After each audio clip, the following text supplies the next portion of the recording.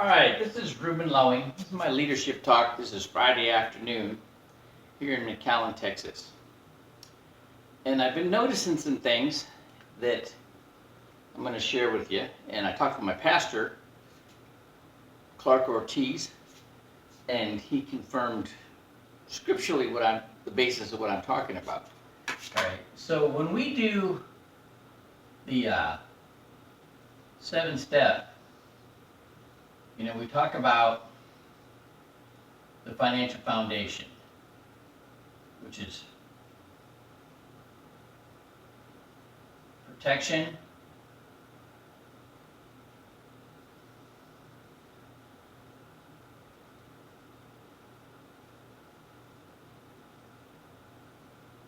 debt management,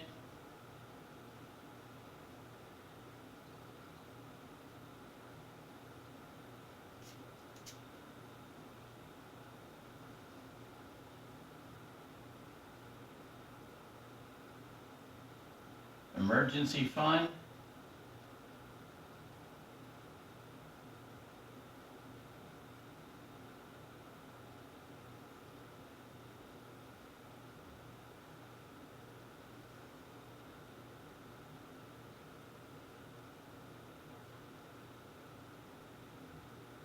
and investments.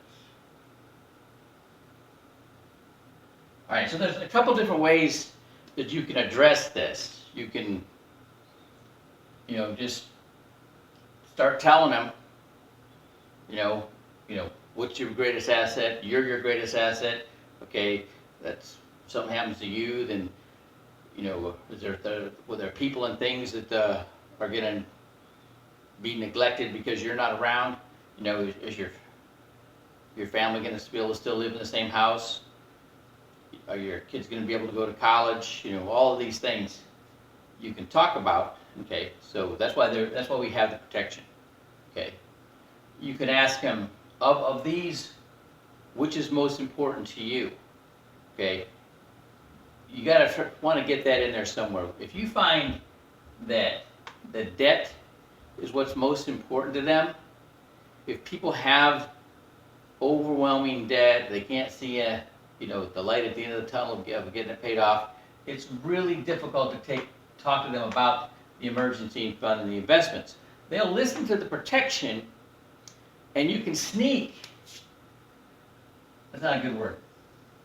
What we do with the IUL, the permanent policies, all right, we're actually getting their investment set up with the protection. Okay, which is, we were taking care of them despite them. They'll listen to protection if they got situations with the debt. Okay, but they're not gonna, the rest of it's really hard for them. It's overwhelming for them. Okay, but what I've also found out, like any foundation, there's part of that foundation that's below the surface.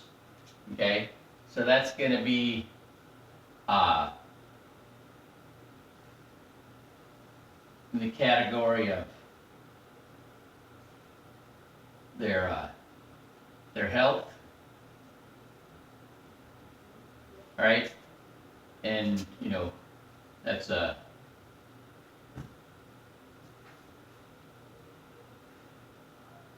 and nutrition. All right, is the solution. Okay, then the other is going to be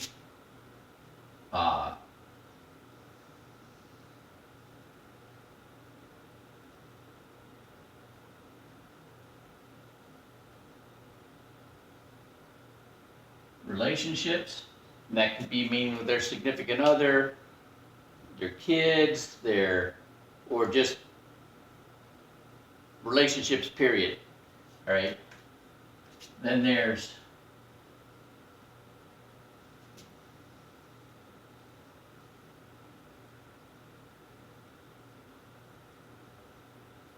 mental health.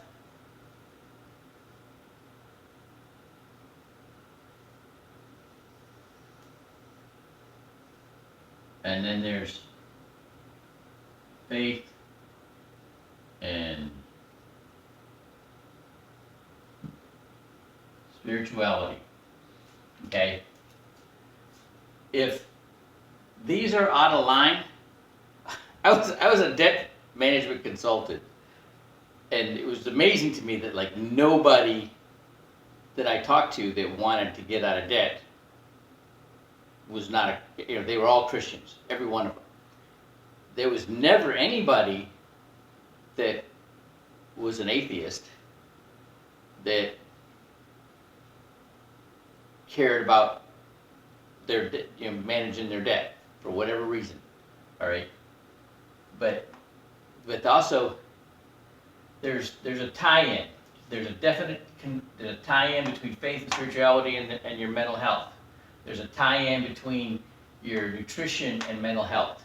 Okay, there's a tie-in between relationships and your mental health and your faith and spirituality and your relationships. Okay, so all of these things below the surface, if they're skewed, they're not in harmony, all right, the rest of this is going to be a challenge. Okay, so that is where the people that come from the health backgrounds, whether they're a nurse or a doctor or in the the fitness industry, all right, they can help people get this in line, or they may already have people that they're helping get that in line, right? So now we can get them, all right, to the financial side. Okay, 3 John. Oh my goodness, I got it here. I was talking about this with my pastor, and the 3 John 2 through 8.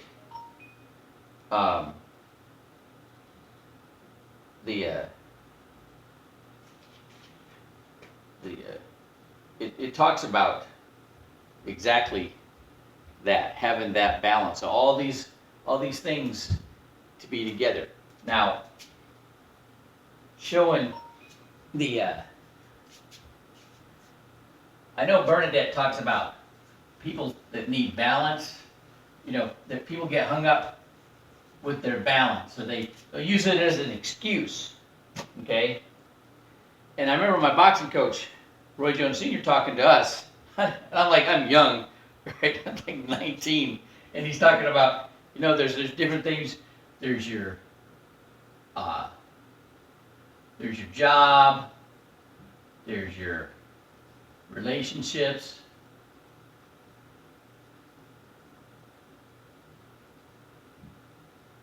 there's your faith,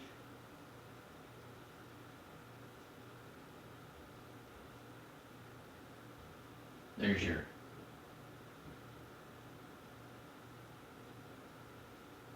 your health. I didn't know I could write upside down. All right, there's your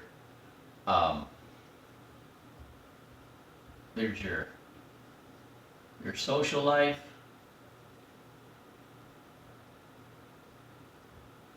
There's your family.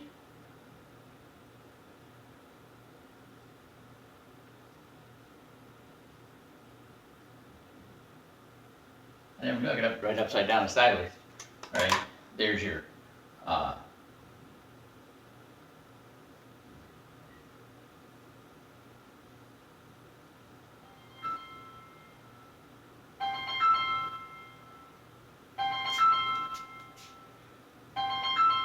we'll call that back.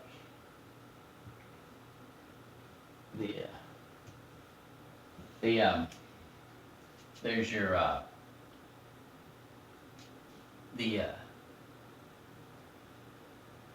what else? Your finances.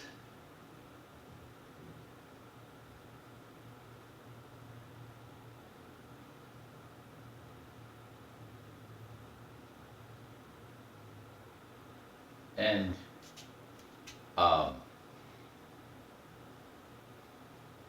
what else did we put in here?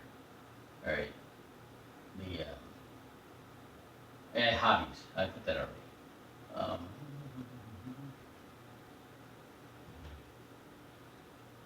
your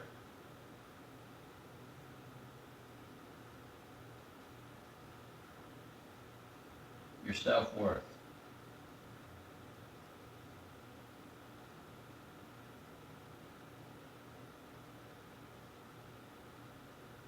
Okay, so he's like, okay, so if you got, uh, you look at where you are, let's say, um, you're doing good with your job, all right, and you're doing good with your finances, all right, but you're falling short with your faith, and you're not all the way, you got you got some relationships, you got some kind of social life, your family's being a little neglected, you got no hobbies, right? Your your health is having problems, and your self-worth is having issues. So, if this was a wheel, this is what your wheel would look like. These are the spokes in your wheel, all right? Oops. The, right?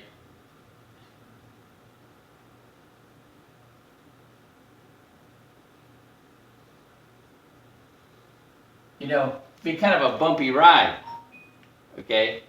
And I know, Bernadette talks about not having, people that focus all on balance, right? That that gets, that takes away from the business, right? Okay. Well, what it needs to happen is things don't line up like on a spoke. It's more like a train, right? Or you're being pulled in a direction. Okay, so whatever it is that's where your strong point is. Okay, in this case, it's it was the job, and then the finances, and uh, spells.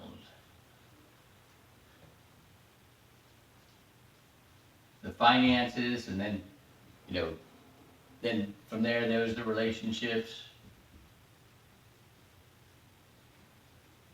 right? Um, Socialization, your social life, right? Your um, hobbies, right? Your family, right? Um, your faith, your health, right? And when you line them up right, okay, then things come. You can get them in line, right? You lead with your strength, whatever it is, okay, and with that, you go and you look at, okay, what needs the need to be shored up, and then you shore that up. Okay, you do what it takes, right? But you don't stop this, or whatever it is, right? And just focus on whatever you're falling at. You don't do that. You don't take away from that. Okay, in the job, it could be your business, right? All right. But you got to watch it, because if it's your job, all right, and that's where that's the linchpin that's holding everything together, and something happens that's out of your control, and it's happening a lot of people right now with this COVID pandemic, right? Then this is all falling apart, right? Right now there's crazy amounts of domestic violence, all kinds of nut stuff that's happening. Um, Churches aren't getting a lot of attendance right now. People's health, this whole shelter in place, and the gyms are, you know, they're not getting the membership coming in the gyms. There's all kinds of, I don't like going because I don't like wearing a mask, right? The So there's still all kinds of challenges, right? Right now, so you gotta, if this, whatever is your strength, whatever it is in the process that's pulling everything along, holding everything together, if that's falling, into a crisis, if that gets shaky, it makes everything else become shaky. Okay, so with that said, what we do, right? And what I'm trying to do with my website, the RubenLowing.com, okay, I am trying to, and I have been since I got back in the business, with the Transamerica Wealth and Health community, okay, that's, and I've been pushing the proper diet and nutrition down here for 4.5 years, right? And, and when you look at what the main issue, the main cause of this pandemic is because there's too many people that have health issues because they haven't eaten right and exercised. Okay, and they may be at a deficit now, but they got, it's never too late to start, and you can bring it back. It's amazing how far you can gain once you start taking action.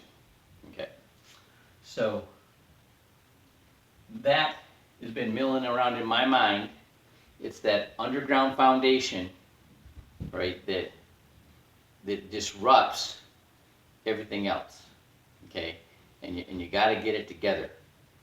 Right, faith is the baseline of it, because when you get your faith, and you start reading the Word, and you start doing what it's telling you to do, and you start giving people value. Oh yeah, I love that.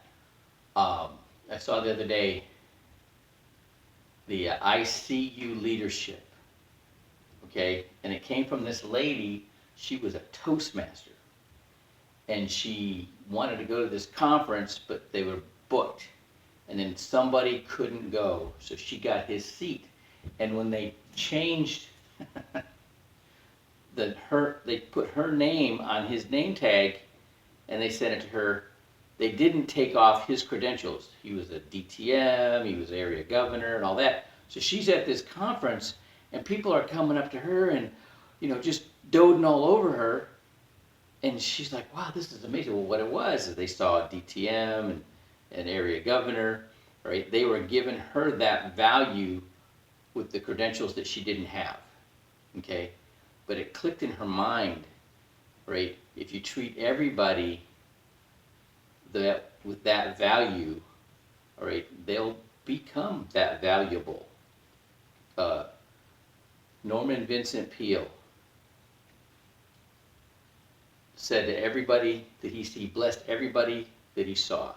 Everybody he saw, he would say a blessing for. Okay, and I started learning to do that. I was getting out of the Navy. I was a gate guard, and I was blessing everybody that came through the gate. I created a habit of that, right? And that's how, Dennis Waitley in his book, one of his books, says that his definition for love is choosing only to see that which is good and giving value to others. Okay, focusing on what it is about somebody that you can legitimately emphasize in a positive way to them.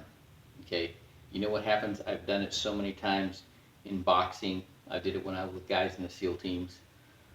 That how somebody could, there's one kid, he was just yoked, super strong, or he was a corpsman.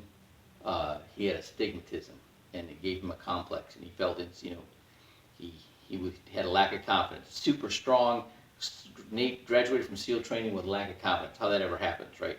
But I would focus on, Mike, I need them guns over here. And he'd come over there and he'd do lift whatever I needed, right? And then he was really weak in shooting. I got him to the point he was sharpshooter. Now I knew I could shoot expert either hand, and I knew what was going on in his mind by what was happening on the bullets. I knew that well enough that I could help give him correction, I would speak to him calmly. All right, I wasn't yelling at him. All right, and and the same thing, oh, I had all Navy boxing coach. He'd go, "You're a SEAL." I'm like, "That's right," and it would change. I just changed the fight would change, right? And, and it's just figuring out where somebody's strengths are and emphasizing that, right? Getting people, keep people from looking behind. You got to keep talking to them about imagine themselves, where they want to be and what they want to have, forward pacing in their vision, okay? And that'll pull them out of their funk, right? That'll get them out of their rut. I just had to do it today with somebody, a friend of mine who's having some issues and had some bad things happen to him, and he's trying to get on with his life, right? And it's that keeping that vision, right, of who you want to be and what you want to do and what you want to have, okay? And all of that will pull you out of whatever funk you have, okay? And so I know it's kind of, we drew the higher, drew the foundation, we showed the spokes in the wheel, showing you putting in a linear form, all right? And so you're not having the bumps and so many bumps, on your travels, right? Toward your destination, okay? But the thing is that you don't take your focus off your area of success, right? You use your area of success to bring up the other areas where you're falling behind. All right,